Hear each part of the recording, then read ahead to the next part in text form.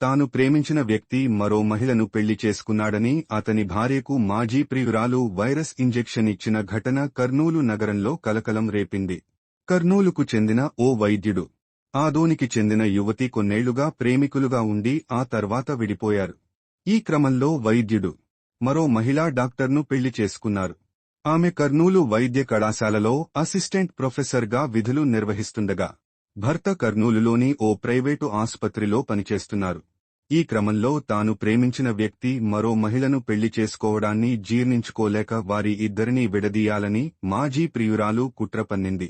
అందులో భాగంగా ఈ నెల జనవరి 9, 2025న మహిళా వైద్యురాలు విధులు ముగించుకుని మధ్యాహ్నం ఇంటికి వెళ్తుండగా నలుగురు వ్యక్తులు వచ్చి ద్వివాహనాన్ని ఢీకొట్టి కిందపడేలా చేశారు.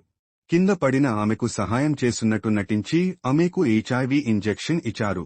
ఈ ఘటనపై బాధితురాలి భర్త పోలీసులకు ఫిర్యాదు చేశారు.